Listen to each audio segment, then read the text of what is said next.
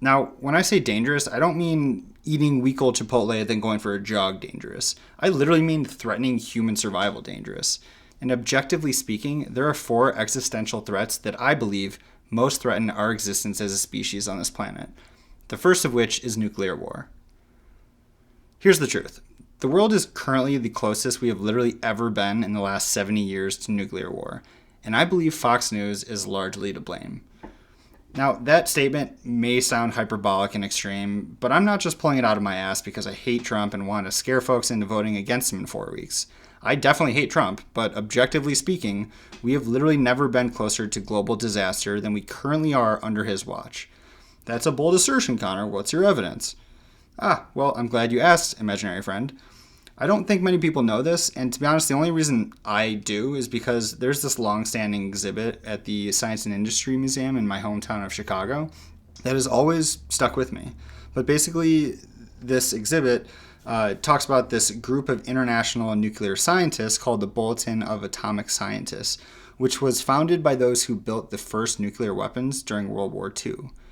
Each year, this group of world-renowned scientists and other scholars is responsible for adjusting what they call the doomsday clock, which is an actual clock but really just a symbol representing the likelihood of a man-made global disaster. Basically, the closer the minute hand gets to midnight, the closer we are to catastrophe. Now, the last time this organization changed the hands on the doomsday clock was in January of this year, when they moved it forward to 100 seconds before midnight, which is the closest it has ever been to midnight since it was created in 1947. On their website, the group goes into elaborate detail about what exactly inspired this change, and I sincerely encourage you to just Google it yourself. But basically, the decision was influenced by certain policies from our current president and the erosion of important international institutions that he has never valued but are essential in dealing with global threats like nuclear proliferation. I'm sure some of you who are inclined to think everyone, even an independent group of scientists, has a specific political or economic agenda. So I just want to read a quick statement straight from the organization's site that kind of addresses this concern, which says, quote, "Ensuring the survival of our societies and the human species is not a political agenda. Cooperating with other countries to achieve control of extremely dangerous technologies should not involve partisan politics," end quote. Also, I should say the furthest away from midnight that this clock has ever been set by the organization, which signaled a period of relative safety, actually occurred during a Republican administration, specifically at the end of George H.W. Bush's presidency in the early 90s, when the clock was set back to 17 minutes away from doomsday. Now, I know the difference between 17 minutes 30 years ago compared to 100 seconds away from midnight today may seem completely arbitrary and insignificant, but before 2020, the closest the minute hand ever got to midnight was 2 minutes, or 120 seconds, and that only happened twice. The first time being in 1953, after the US and Soviet Union each tested their first thermonuclear weapons within 6 months of one another. The second and only other time this happened was in 2018, after Trump withdrew from the Iran nuclear deal. And that's sort of what brings me to Fox News and their role in getting us here. About a month ago was the 75-year anniversary of the only time nuclear weapons have ever been used. And for those of you who don't know, that was when the US dropped 2 bombs on the Japanese cities of Hiroshima and Nagasaki at the end of World War II, which killed hundreds of thousands of people within seconds. Now, I subscribe to Fox News' daily email newsletters and have for years made an effort to go out of my way and listen to what folks on the other side of the aisle are saying on a daily basis. But even I was somewhat taken aback to find that on this historic day last month, the topic of nuclear weapons or the bombings in Japan at the end of World War II was barely covered by the network, and literally nothing more than just a footnote. And this, I think, just speaks to the larger problem with Fox, which is that it rarely promotes news that in any way makes the US look bad or weak, unless, of course, the sitting president is a Democrat. Now, it's no secret that Trump won the presidency by appealing to many of the same people that Fox News appeals to, and by this I'm talking about folks with a strongman mentality of American exceptionalism at all costs. But this kind of mentality being constantly promoted by the country's most popular news network straight into the addled brain of our current president, who, let's be honest, gets pretty much all of his information about the world from just binge watching Fox News, is just dangerous.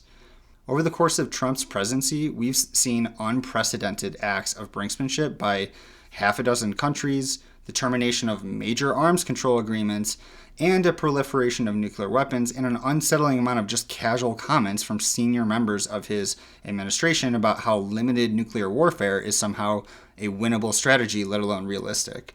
Trump himself even once asked his foreign policy advisors 3 times during a single meeting why the U.S. can't use its nuclear weapons stockpile, just in case you thought that this guy had any understanding of how powerful and dangerous these weapons have truly become. Not to mention the consequences that would arise from just using a single nuclear weapon.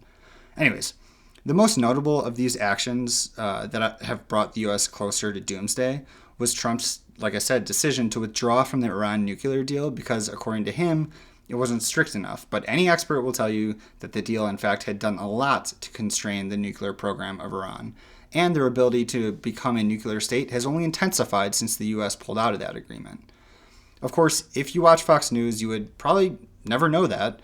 And just recently, Trump was rejected by the UN for trying to impose sanctions on Iran for actually violating that exact agreement, despite having no authority to do so, because again, we're no longer party to it.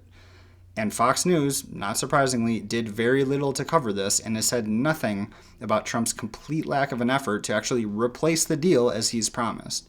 If you rely on Fox News as your primary news source, you probably also wouldn't know that Trump recently withdrew from another major nuclear treaty aimed at allowing countries to essentially spy on one another to avoid making mistaken first strikes. Now, I agree, at first glance, such a treaty kind of sounds insane. But again, the majority of experts in this sort of field say that this treaty was crucial for ensuring countries did not conduct a preemptive strike due to inaccurate information. And the U.S. no longer being a member of the treaty actually led to Russia to immediately withdraw from it as well, which, again, has only further increased the likelihood of an accidental nuclear war. If you think this Cold War era treaty sounds like bullshit that's only just harming the interests of the U.S., I strongly encourage you to just take a second and Google all the times just minor, simple accidents and miscalculations have literally almost led us to global nuclear war, and then get back to me. It's literally terrifying. But anyways, not only does Fox News intentionally refuse to cover important stories like these that I've mentioned in a fair and balanced manner, but also the network is just constantly trumpeting voices in Congress who are the most hawkish and have pushed this country to the brink of all-out war in what they typically claim is just necessary to protect our national security. Now, in the early 2000s, I obviously wasn't closely following the news, let alone politics. I was more concerned about catching up on the newest Simpsons episode. But if you look back at how Fox News covered the fallout of 9/11, the network was just oversaturated with old white men with decades-old ties to the defense industry promoting outright lies and fabrications about the weapons of mass destruction in order to justify what I think most people would now agree was the costliest error in U.S. foreign policy in a generation.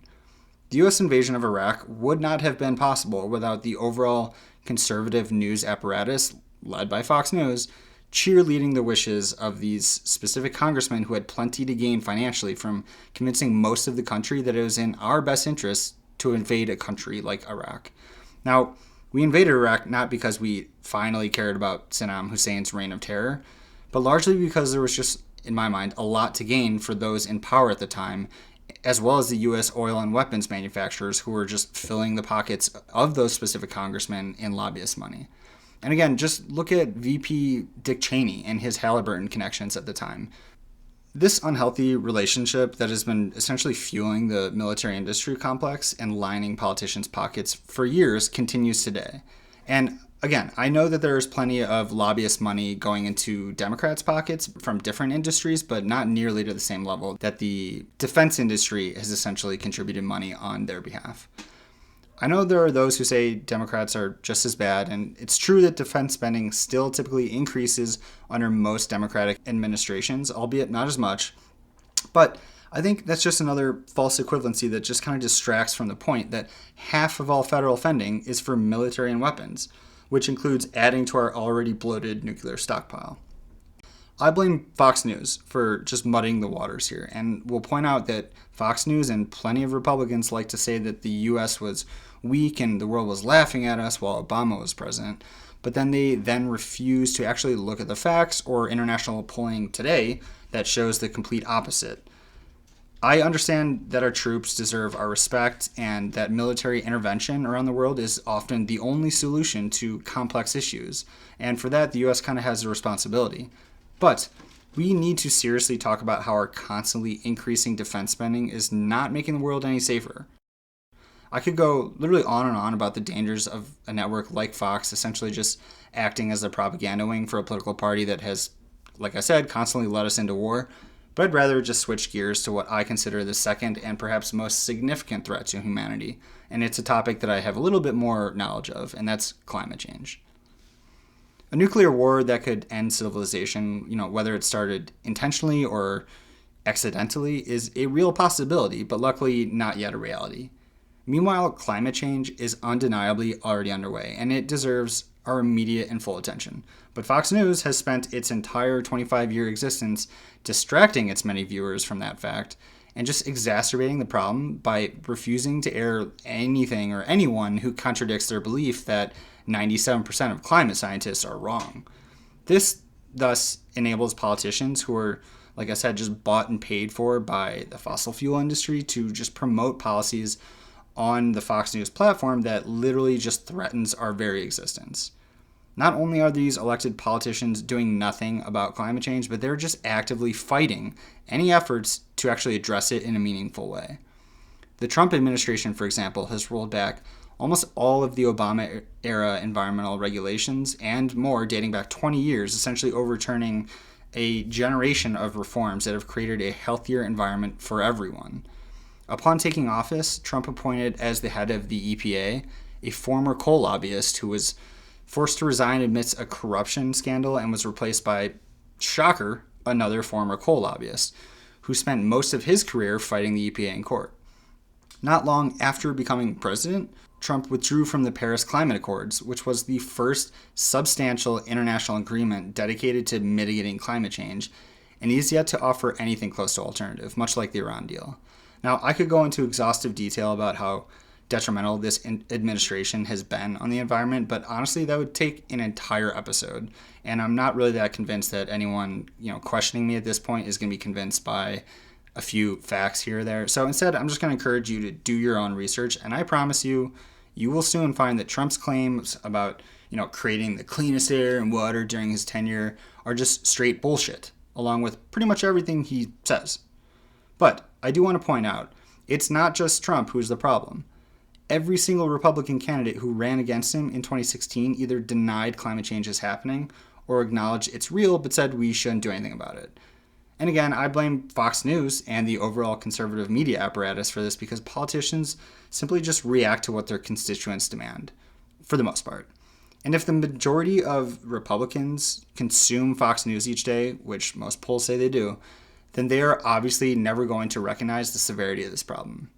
So instead of treating climate change with the seriousness it deserves, Fox News instead focuses all its time and energy on far less consequential threats, albeit serious, like ISIS or Antifa, while just outright mocking anyone who tries to take climate change seriously. Just think of someone you know who lives and dies by Fox News, and ask them about their thoughts on climate change. Then ask them about Benghazi and just see which topic riles them up more, even though one has had and will have a far more significant impact on their life. My guess is they will likely bring up, socialism, the Green New Deal, and then joke about cow farts destroying the world without actually being able to explain anything more about their position in detail. But this sort of myopic behavior, I believe, just comes straight from Fox News personalities who've always dismissed climate activists like, Greta Thunberg as naive and nothing more than puppets of some shadowy science group instead of just being honest and acknowledging what it is she's saying.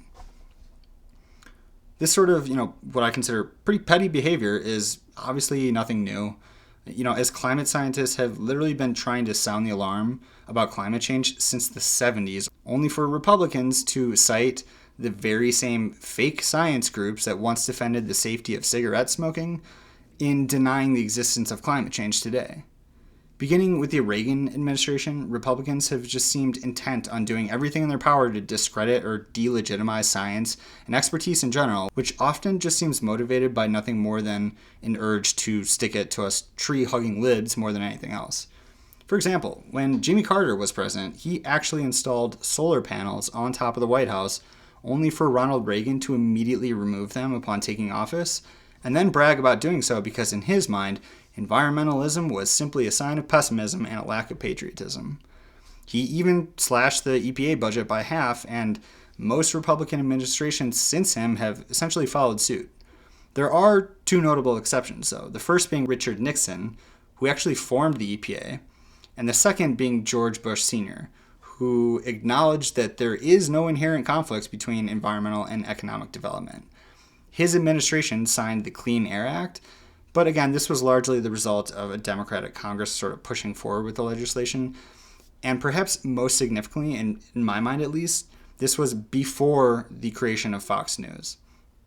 Over the last 25 years, while Fox News has just grown in power and influence, the number of Republicans in the GOP who share the desire to protect the environment or combat climate change, let alone acknowledge it, have drastically dwindled to the point that the vast majority of registered Republicans today just still don't believe it's caused by humans. Sure, there are some who finally acknowledge it's real, but they still won't acknowledge the role humans are playing. And then, there are also those who think that it is real and perhaps humans have some sort of impact on it. But again, they continue to vote for politicians who oppose anything that could address the issue. I guess my point is that environmentalism was once relatively nonpartisan, but I believe Fox News combined with, 20 years of loosening campaign finance laws have enabled the oil and gas industry to just dump money into Republican races, and that has in turn prevented even the most common sense and previously bipartisan efforts to confront climate change, like cap and trade, for example, from actually gaining any kind of traction in Congress.